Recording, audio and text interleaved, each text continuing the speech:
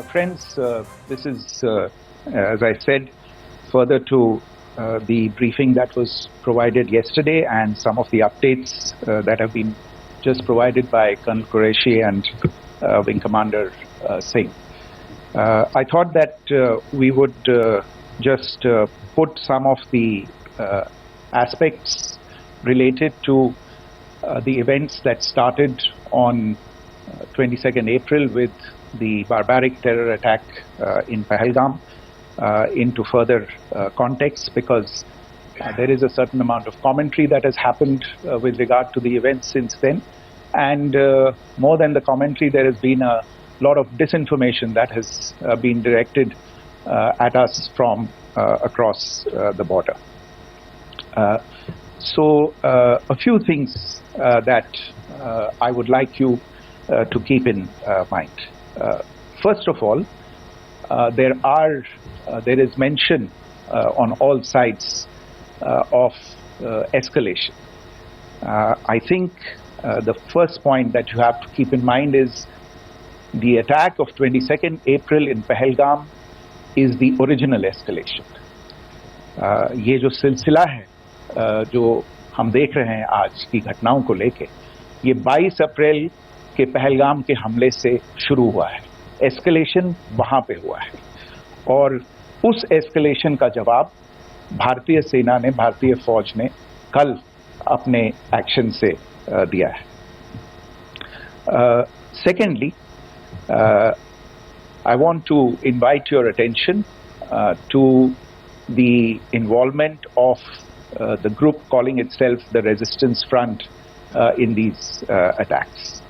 I pointed this out yesterday that this is a group that is a known front for the well-known Pakistan-based terrorist organization, Lashkar-e-Taiba. The group has been reported earlier. I mentioned to you about the Indian authorities providing information to the UN 1267 Sanctions Monitoring Committee. And in fact, we are going to be meeting with the team again very soon, and we will be providing an update to the information that we have provided earlier. But what is interesting, दिलचस्प बात यह है कि संयुक्त राष्ट्र की सुरक्षा समिति में जब पहलगाम के हमले को लेके एक प्रेस वक्तव्य जारी करने की बात चल रही थी, तो आप सोचिए किस देश ने टीआरएफ का, द रेजिस्टेंस फ्रंट का उसमें मेंशन किया जाना, उसको अपोज किया, पाकिस्तान ने. This was after the fact that the TRF claimed responsibility for this attack not once but twice within a few hours after the incident on the 22nd of April, and then again on the morning of 23rd April. And it is perhaps only after the full gravity of the incident was realized by its masters and handlers across the border that it was managed to back off from this claim. Obviously, that retraction doesn't convince anybody. तीसरी चीज जो मैं आपसे कहना चाह रहा था, और कर्नल कुरैशी और विंग कमांडर सिंह ने कल भी बड़े स्पष्ट शब्दों में और आज भी आपसे ये बात साझा की है. जो भारतीय रिस्पॉन्स है वो नॉन एस्केलेटरी है, प्रिसाइज है, सटीक है, मेजर्ड है और कंसिडर्ड है. Our intention has not been to escalate matters. We are only responding to the original escalation, as I said, and our response has been targeted, precise, controlled and measured. Only military, no military targets have been selected. Only terrorist infrastructure in Pakistan has been hit. Now, there are, as I said, a number of issues that have been raised in commentaries, and there's a lot of, as I said, unfounded disinformation and fabrication that has come from across the border. and I would just like to use this opportunity to set the record straight on some of these issues. The first of these is Pakistan trying to wash its hands off any and all involvement with terrorism. I think the Pakistani information minister said there are no terrorists in Pakistan, and I think he was challenged on that in the television program that he was appearing on. But even if I partially repeat myself from yesterday, I think Pakistan's reputation as the epicenter of global terrorism is rooted in a number of instances where concrete evidence is available, not just to India, but to governments and authorities and agencies around the world. There are several terrorist attacks around the world where Pakistani fingerprints have been found. I don't need to belabor the point with regard to this audience about where Osama bin Laden was found and who called him a martyr.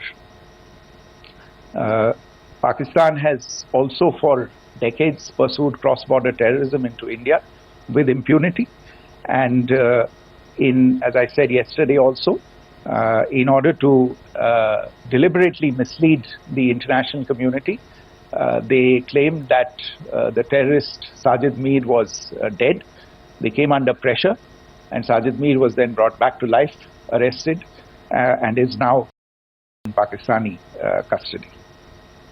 Pakistan is also home to a very large number of UN proscribed as well as UN proscribed terrorists, as well as terrorists proscribed by a number of other governments in the world, including, of course, the Lashkar-e-Taiba and the Jaish-e-Mohammed, as well as their leaders, Masood Azhar and Hafiz Mohammed Saeed. आपने देखा होगा हाल ही में पिछले ही कुछ दिनों में पाकिस्तान के रक्षा मंत्री और उनके पूर्व विदेश मंत्री दोनों ने इस बात को माना है कि पाकिस्तान का ऐसे ग्रुप्स के साथ जो रिश्ता है वो क्या रहा है. Both the defense minister and the former foreign minister of Pakistan, I think they've done a more eloquent job of this than I could ever do in terms of describing their country's implication in international terrorism and their involvement in housing these kinds of groups. दूसरा जो विषय है वो है पाकिस्तान का जो एक दावा है कि एक इंटरनेशनल impartial investigation होना चाहिए, एक joint investigative committee होनी चाहिए. These calls for jointly investigating this heinous and barbaric attack in Pahalgam. Again, I think you know the history well on this. You know the track record well, and it is not a bright track record insofar as Pakistan is concerned. In fact, in the pursuit of justice for the victims of multiple terrorist attacks, whether it be Mumbai in 2008, in Pathankot in 2016, or many others. But in particular for these two attacks, India had offered to cooperate. India provided forensic evidence and urged Pakistan to bring the perpetrators of these attacks to justice.